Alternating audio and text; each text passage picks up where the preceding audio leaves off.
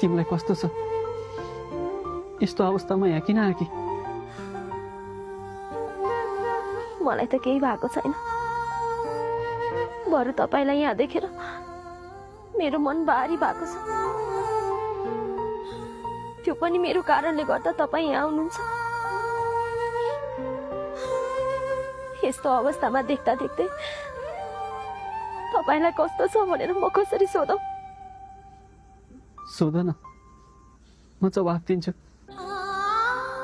कस्तो छ तपाईलाई?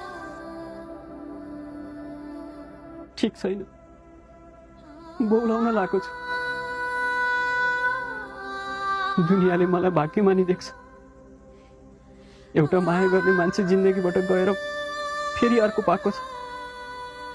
यो जति भाग्यमानी कोही छैन भन्छन्। तर मेरो मनभित्रको पीडा दुनियाँलाई के थाहा? यस्तो अवस्थामा बाँच्नुको सकस मैले मात्र भोगेको छु।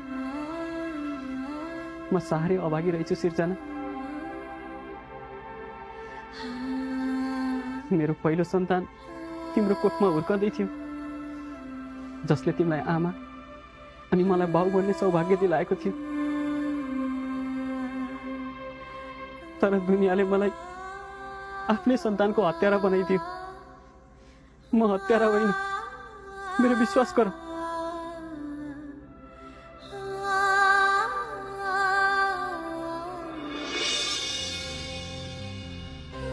दुनियाँको कुरामा म पनि बहकिए। मैले आफ्नो प्रिय मान्छेमाथि शंका गरे। मलाई माफ गरिदिनु। तपाईको नासो मैसँग छ। मतलब तिम्रो त्यो दुर्घटना अनि सबैले भनेको कुरा सबै सत्य हो। तर भाग्यवश हाम्रो बच्चालाई केही पनि भएन। हामीलाई डर थियो, जसले हाम्रो बच्चालाई प्रहार गर्ने कोसिस गर्यो। यदि त्यसले यसलाई केही नभएको खबर पायो भने पुनः प्रहार गर्छ भनेर डाक्टरकै सल्लाहमा बुवा र मैले यसलाई गोप्य राख्यौं। अब यो कुरा हामी तीनजना बीच मात्रै रहन्छ, जबसम्म यसलाई लुकाएर लुकाउन सकिन्छ।